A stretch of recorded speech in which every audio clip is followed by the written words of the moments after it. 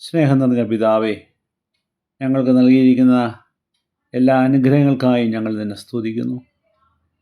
ഒരു പുതിയ ആഴ്ചവട്ടത്തിൻ്റെ ആരംഭത്തിലേക്ക് ഞങ്ങളെ കൊണ്ടുവന്നതിനു ഞങ്ങൾ നിനക്ക് സ്തോത്രം ചെയ്യുന്നു.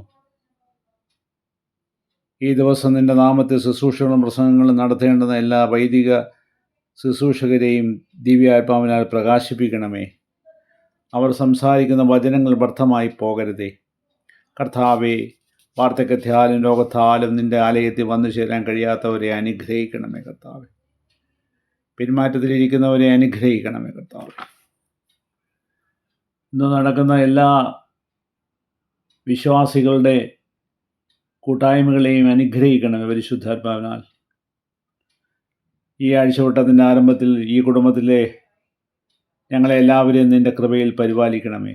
ആരാധനയായാലും ദൈവ സംസർഗത്താലും ബലപ്പെട്ടു നിൻ്റെ കൽപ്പനകളാകുന്ന പാതയിൽ കൂടി നടക്കുന്നതിനും നിത്യമായ കാര്യങ്ങൾ നഷ്ടമാകാതെ നിത്യജീവനെടുത്ത കാര്യങ്ങളിൽ കൂടി മുന്നോട്ട് പോകുന്നതിനും ഞങ്ങളെ സഹായിക്കണമേ. ഞങ്ങളുടെ പ്രിയപ്പെട്ടവരായ ഞങ്ങളുടെ കൂടെ ഇല്ലാത്ത എല്ലാവർക്കും ഈ ദിവസം അനുഗ്രഹപ്രദമാകണമേ എന്ന് പ്രാർത്ഥിക്കുന്നു. യേശു ക്രിസ്തുവിൻ്റെ നാമത്തിൽ ഞങ്ങളുടെ പ്രാർത്ഥന കേട്ടതിനായി സ്തോത്രം. ആമേൻ.